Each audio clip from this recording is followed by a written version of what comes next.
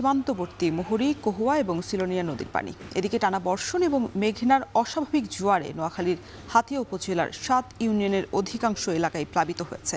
এ নিয়ে সবশেষ পরিস্থিতি জানাতে আমাদের সাথে ফেনী থেকে যুক্ত হয়েছেন সোলাইমান ডালিম এবং নোয়াখালীতে রয়েছেন নাসিম শুভ। আর ডালিম, নদীর পানি বাড়ায় নিম্নাঞ্চল প্লাবিত হওয়ার শঙ্কা আছে কিনা, পরিস্থিতি কেমন দেখছেন?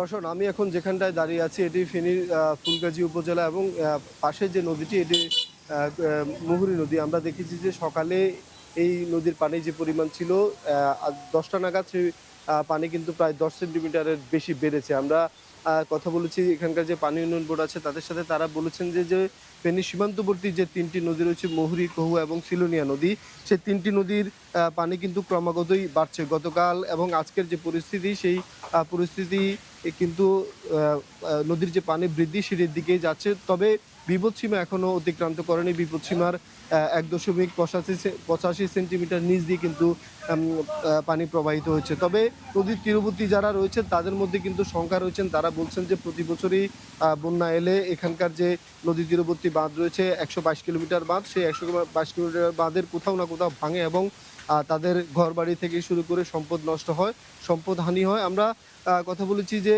ফেনী যে আবহাওয়া বিভাগ রয়েছে তাদের সাথে, তারা আমাদেরকে যেমনটি জানিয়েছে যে গত 3 দিনে যে টানা বৃষ্টি সেটির কিছুটা উন্নতি হয়েছে। আজকে এখন সময়টা কিন্তু বৃষ্টি নেই। তারা বলেছেন যে আমাদেরকে গত 24 ঘন্টায় 54 মিলিমিটার বৃষ্টি রেকর্ড করেছেন তারা। সব মিলিয়ে এখানকার যে পরিস্থিতি রয়েছে সেটি হচ্ছে যে নদীর পানি বাড়ছে। নদী তীরবর্তী যারা রয়েছেন তাদের মধ্যে বন্যার এক ধরনের শঙ্কা বিরাজ করছেন। তারা বলছেন যে নদীর যদি বিপদসীমা অতিক্রান্ত করে তাহলে যে দুর্বল বাঁধগুলো রয়েছে সেটি কোথাও না কোথাও ভাঙবে এবং তাদের দুর্ভোগ পোহাতে হবে। আমরা কথা বলেছি জেলা প্রশাসকের সাথে, তিনি আমাদেরকে জানিয়েছেন যে এই যে দুর্যোগ ব্যবস্থাপনায় তারা একটি মিটিং করেছেন এবং সংশ্লিষ্ট সকলকে প্রস্তুত থাকার জন্য তারা বলেছেন এবং স্বেচ্ছাসেবক যারা তাদেরকেও প্রস্তুত থাকতে বলেছেন। এই নদী তীরবর্তী যারা রয়েছেন, বিশেষ করে ফুলগাজীর এবং পরশুরামের মুহুরী, কহুয়া এবং সিলোনিয়া নদী পাড়ে যারা মানুষ রয়েছেন, তারা বলছেন যে তাদের যে দীর্ঘদিনের ভোগান্তি সেটি লাঘবে সরকার যে উদ্যোগটি নিয়েছে, একটাকে যেই 1,500 কোটি টাকার বেশি যে প্রকল্পটি এসছে, সেই প্রকল্পটি যদি সেনাবাহিনীর মাধ্যমে নির্মাণ করা হয় এবং টেকসইভাবে নির্মাণ করা হয় তাহলে তাদের যে দীর্ঘদিনের ভোগান্তি সেটি কিন্তু কমবে।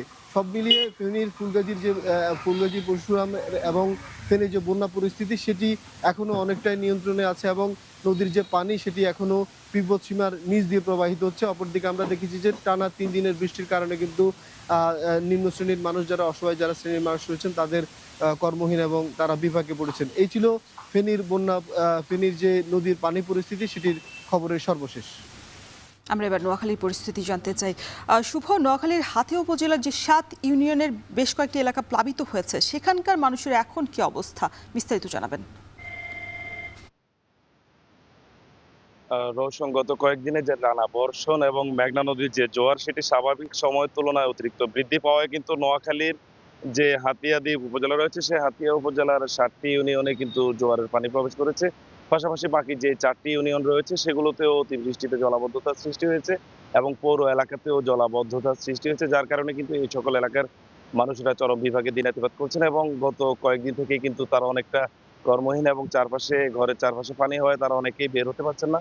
তো আমি কথা বলেছি হাতিয়া উপজেলা নির্বাহী কর্মকর্তার সাথে, তিনি জানিয়েছেন কিছুক্ষণ আগে অর্থাৎ আজ সকাল 11টা থেকে কিন্তু তারা হাতিয়ার 11টি ইউনিয়নে 11টি পৃথক টিম তারা কিন্তু ত্রাণ বিতরণ কার্যক্রমে শুরু করেছেন এবং তারা কিন্তু একদম প্রত্যন্ত অঞ্চল পর্যন্ত গিয়ে তাদের ত্রাণ বিতরণ কার্যক্রম চালাবেন বলে কিন্তু আমাদেরকে জানিয়েছেন। পাশাপাশি হাতিয়ার যে নদী রক্ষা বাঁধগুলো রয়েছে, সেই নদী রক্ষা বাঁধগুলো যে সকল এলাকায় ঝুঁকিপূর্ণ বাঁধ রয়েছে, সে সকল এলাকায় কিন্তু গত 3 দিন আগ থেকেই পানি উন্নয়ন বোর্ডের সাথে সমন্বয় করে কিন্তু তারা জিও ব্যাগ ডাম্পিং এর কাজ করেছেন বলে ইউএনও আমাদেরকে জানিয়েছেন।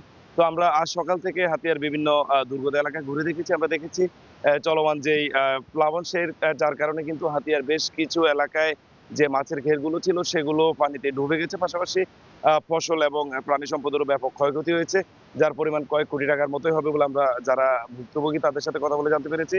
এদিকে হাতিয়ার বর্তমান পরিস্থিতির কারণে কিন্তু আজকে হাতিয়া উপজেলা যে সকল প্রাথমিক শিক্ষা প্রতিষ্ঠান ছিল সেগুলো কিন্তু মৌখিকভাবে যে সকল দুর্গম এলাকা যেগুলোতে আসলে শিক্ষার্থীরা যাতায়াত করতে পারবে না সেগুলো বন্ধ ঘোষণা করেছে প্রাথমিক শিক্ষা অধিদপ্তর। পাশাপাশি উপজেলা প্রশাসন থেকেও শিক্ষকদের সাথে বিষয়টি তদারকি করা হচ্ছে। তো উপজেলা নির্বাহী কর্মকর্তা জানিয়েছেন আসলে যদি দুর্যোগময় পরিস্থিতি তৈরি হয়, অর্থাৎ পরিস্থিতি আরো খারাপের দিকে যায়, তাহলে কিন্তু আশ্রয় কেন্দ্র যেগুলো রয়েছে সেগুলোর পাশাপাশি হাতিয়ায় রেড ক্রিসেন্ট এবং সিপিপি যারা স্বেচ্ছাসেবক রয়েছেন তাদের পর্যাপ্ত টিম প্রস্তুত করা আছে এবং প্রয়োজনে তাদেরকে কিন্তু যেই দুর্যোগ পরিস্থিতি তৈরি হলে সে সকল আশ্রয় কেন্দ্রে কিন্তু তাদেরকে স্থানান্তর করার জন্য প্রশাসন প্রস্তুত রয়েছে। তো রোশন, এই ছিল আসলে নোয়াখালী থেকে আমার কাছে এখন অবধি সবশেষ। নোয়াখালী এবং ফেনীর আবহাওয়ার পরিস্থিতি জানাচ্ছিলেন আমাদের সহকর্মীরা।